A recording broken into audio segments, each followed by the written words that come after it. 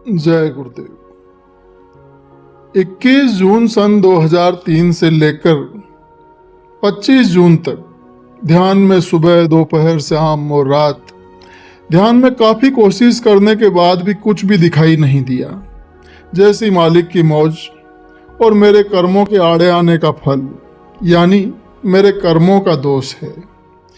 यहाँ आगे लिखने से पहले मैं आपको ये बता देना चाहता हूँ कि जब से कोई भी जीव नामदान लेता है और प्रतिदिन झूठी, सच्ची, टूटी फूटी जैसी भी साधना में लग जाता है और संत सतगुरु को अपना सब मान लेता है और पूर्णतया उन पर ही निर्भर हो जाता है, तो अनामी महाप्रभु उस जीव का क्षण क्षण ध्यान रखते हैं।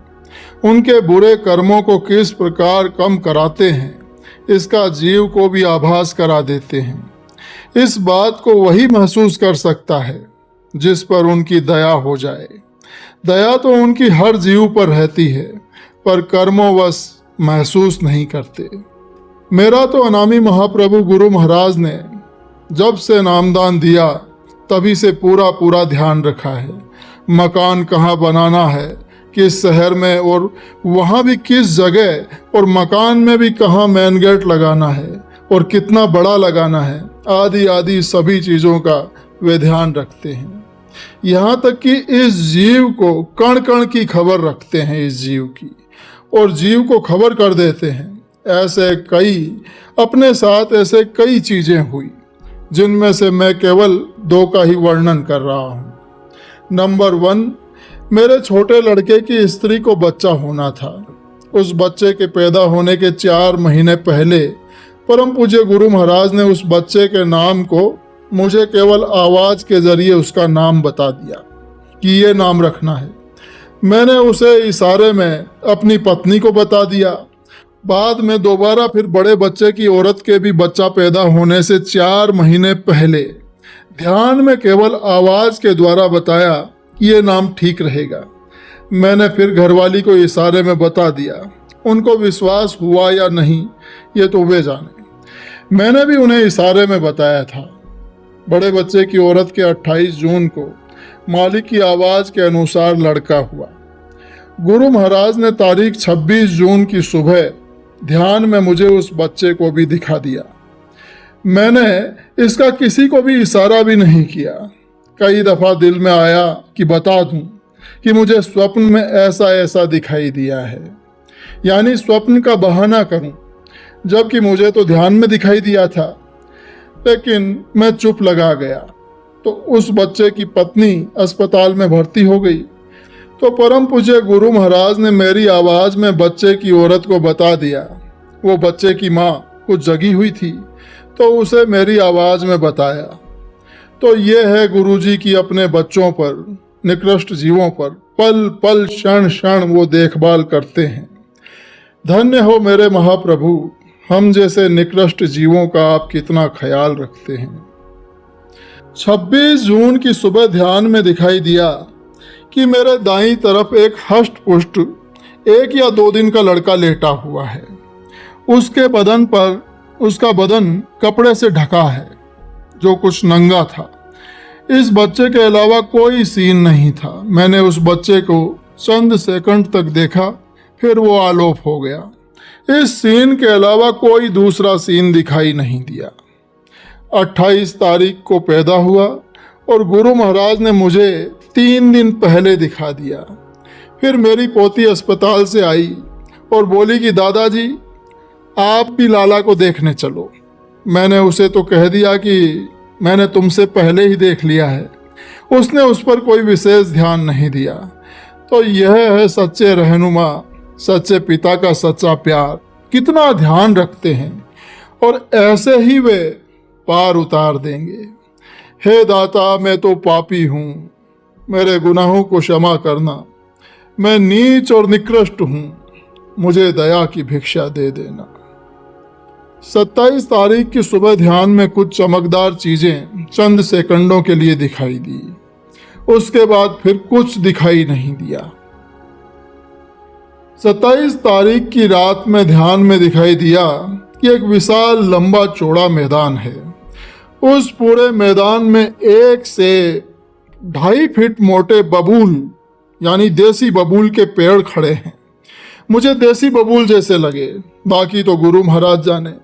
उनकी पतली पतली शाखाएं ऊपर जाकर एक दूसरी शाखाओं में मिलकर जाल सी बनी हैं और एक दूसरे से उलझी हुई हैं।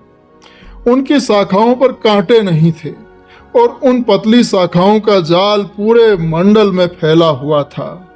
ऐसा ही जाल सिर के ऊपर भी छाया हुआ था।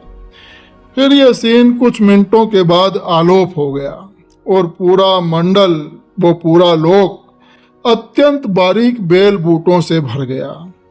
वे बेल बूटे अत्यंत सुंदर थे और क्षण क्षण में उनके सीन बदल रहे थे, जिनका वर्णन नहीं किया जा सकता है। आंख उल्टी तो देखा कि सिर के ऊपर भी वही हाल था जो सामने था। आसमान नाम की कोई चीज नहीं होती है और बिल्कुल साफ दिखाई देता है। और इनके सीन भी क्षण क्षण में बदलते रहे और फिर सब आलोप हो गए। अब रात के 12 बज चुके थे। फिर मैं भी सो गया। 28 तारीख और 29 तारीख सुबह, दोपहर, शाम और रात ध्यान में 2 दिनों तक कुछ भी दिखाई नहीं दिया। ये सब अपने किए हुए कर्मों का दोष है। हे मेरे दाता, मेरे गुनाहों को क्षमा करना, मुझ पर दया करना। 30 जून की सुबह ध्यान में चंद सेकंड के लिए दिखाई दिया कि 2 बड़े बड़े पालने जैसे हैं, जैसा कि चित्र में इशारा किया है। 2 बड़े बड़े पालने नुमा हैं। उनमें 4 के करीब औरतें पूरी तरह से सजी धजी बैठी हैं। पालने दक्षिण से उत्तर की तरफ यानी मेरे दाईं ओर से बाईं तरफ को चले गए। ये दोनों आगे पीछे चल रहे थे। अगले वाला मेरी नज़र से काफ़ी आगे निकल चुका था, इसलिए उसका 1/3 भाग ही दिखलाई दिया। जो उसमें औरतें बैठी थी उनके चेहरे तो दिखाई नहीं दिए, पर उनकी पोशाकों से पता लगा कि पालने में औरतें थीं। उनकी रंग बिरंगी पोशाक बड़ी ही सुंदर थी। उनके उस पालने के चलने की रफ्तार बहुत तेज थी, इसलिए उनको मैं चंद सेकंड ही देख पाया। दोनों पालने अधर में लटके थे, काफी ऊंचाई पर थे। इस प्रकार 2 हिंडोले आगे पीछे चले आ रहे थे, जो दक्षिण से उत्तर की तरफ बड़ी तेजी के साथ निकल गए। चित्र में उनका एक इशारा मात्र किया है। जो औरतें हिंडोले में बैठी थी वो इस चित्र में यहाँ आप देख सकते हैं। 1 जुलाई से लेकर 5 जुलाई यानी 6 दिन तक लगातार ध्यान में सुबह, दोपहर, शाम और रात कुछ भी दिखाई नहीं दिया। ये सब अपने बुरे कर्म आड़े आने की सजा है। 7 जुलाई की सुबह ध्यान में दिखाई दिया कि उत्तर साइड से आदमियों के झुंड चले आ रहे हैं। कुछ ऐसे लग रहे थे जैसा कि कुछ पैदल आ रहे हैं और कुछ पैदल हैं, लेकिन घोड़े दिखाई नहीं दिए। उन सभी के सिर पर मुकुट जैसे महसूस दे रहे थे, क्योंकि उस साइड रोशनी धीमी थी। आते आते वे सब रुक गए और रुकने के बाद वे सब साइज में छोटे होते चले गए। छोटे होते होते इतने छोटे हो गए कि जमीन से लग गए। बाद में देखा तो ऐसा लग रहा था जैसे कि ईंट पड़ी हुई है। फिर कुछ देर बाद वो सब आलोप हो गए और दूसरा कोई सीन दिखाई नहीं दिया। 8 जुलाई की सुबह ध्यान में दिखाई दिया कि मेरे से 3-4 फीट के फासले से सुंदर सजी धजी, सुंदर पोशाक पहने 4 औरतें मेरे दाईं तरफ से बाईं तरफ नाचती हुई चली गई। मैं उनके भी चेहरों को नहीं देख सका, क्योंकि उनका मुंह उत्तर की तरफ था और मेरा मुंह पूरब की तरफ था। दूसरे, उनके चलने की रफ्तार भी बहुत तेज थी। इसके अलावा फिर और कोई सीन दिखाई नहीं दिए। 8 तारीख की सुबह ध्यान में अवर्णनीय सीन और चीजें दिखाई देती रहीं, जिनको मैं पहचान भी नहीं सका, तथा क्षण क्षण में वे सीन बड़ी तेजी से बदल रहे थे। ये सीन भी चंद मिनटों तक रहे। 10 तारीख और 11 तारीख को ध्यान में सुबह, दोपहर, शाम और रात कुछ भी दिखाई नहीं दिया, पर गुरु महाराज की असीम दया कृपा से मैं रात्रि में 2:30 बजे लघु शंका करके अपने पलंग पर लेट गया और लेटे लेटे ध्यान करने लगा तो दिखाई दिया कि पूरा मंडल गुरु महाराज की असीम दया कृपा से सोने के बड़े बड़े हॉल जैसे दिखाई देने लगा। उनमें कोई दरवाजा नजर नहीं आ रहा था। वे इस प्रकार बने थे कि उनके अंदर का एक एक कण कण नजर आ रहा था। पूरा लोक सोने का था। उस पर अजीब किस्म की अति से अति सुंदर नक्काशी की हुई थी। बेल बूटे बने थे। चारों तरफ सोने के अजीब तरह के सोने से ढालकर या फिर सोने की सीट यानी चादर से ठोक पीट कर बनाए गए थे। जैसा कि चित्र में इशारा किया गया है, ऐसे से बने थे। उन सभी के सीन क्षण क्षण में बदल रहे थे। अब अंदाजा लगाइए कि पूरा लोक, पूरा मंडल इस प्रकार से बना था और उसके सीन क्षण क्षण में बदल रहे थे। तो क्या लिखाई में या फिर वर्णन करने में आ सकते हैं? कदापि नहीं। आप कलम व कागज लिखने को आप बैठ जाओ तो क्या उन दृश्यों को, सीनों को लिख पाओगे? कदापि हो ही नहीं सकता। हे मेरे दाता, आपकी माया को आप ही जाने। हे अनामी महाप्रभु, हे सच्चे रहनुमा, आपकी एक क्षण की दया और एक कण की महिमा का वर्णन कोई कर ही नहीं सकता। आपकी महिमा अपरंपार है। ये एक नमूने का इशारा मात्र है। ये एक नमूने का इशारा मात्र है, तो वहाँ की नकल करना ये तो अति कठिन है। उन दृश्यों को मैं 10-15 मिनटों तक बराबर देखता रहा, फिर वे आलोप हो गए और उसके बाद कुछ दिखाई नहीं दिया। हे दाता, आपकी दया भी अवर्णनीय है। 12 तारीख से लेकर 15 तारीख तक ध्यान में सुबह, दोपहर, शाम और रात काफी कोशिश करने के बावजूद भी कुछ दिखाई नहीं दिया। 16 तारीख की दोपहर को ध्यान में चंद मिनटों तक ऐसे सीन दिखाई दिए जिनका वर्णन नहीं किया जा सकता। 17 तारीख की सुबह ध्यान में दिखाई दिया कि एक विशाल जंगल है। उस जंगल में क्षण क्षण में अजीब अजीब सीन बदल रहे थे। कभी जमीन ऊंची नीची हो जाए, कभी समतल, और कभी क्षण भर में उसके ऊपर अजीब किस्म की घास दिखाई देने लगे, सुनहरी घास। फिर क्षण भर में उसके ऊपर जगह जगह हरी हरी झाड़ी नुमा अजीब किस्म के पौधे हो जाएं। फिर उस जंगल में महल नुमा कुछ दिखाई देने लगे। ये महल चंद सेकंड के लिए ही दिखाई दिए तथा रोशनी धुंधली होने के कारण मैं उन्हें अच्छी तरह से नहीं देख सका। फिर उपरोक्त तरह के सीन दिखाई देते रहे।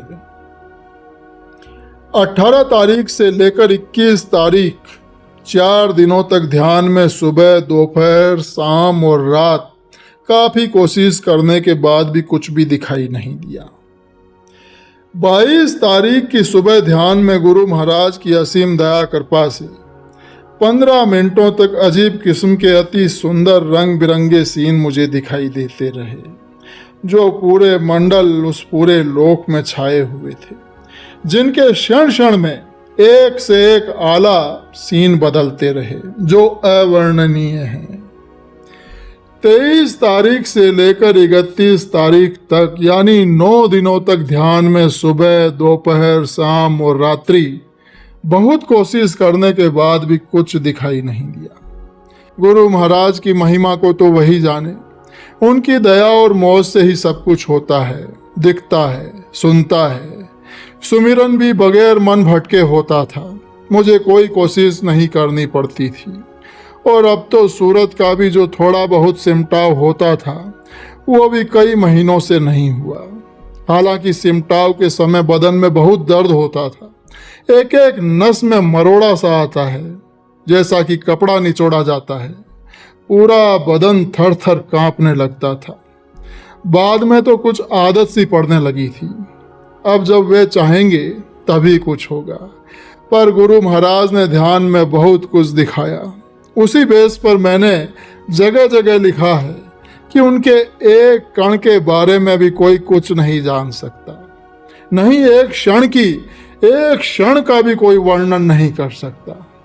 हे दाता, मैं पापी हूँ, मेरे गुनाहों को क्षमा कर देना। मैं अति नीच और निकृष्ट हूँ। मुझे दया की भिक्षा दे देना।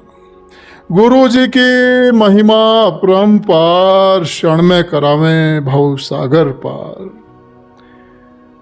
जय गुरुदेव।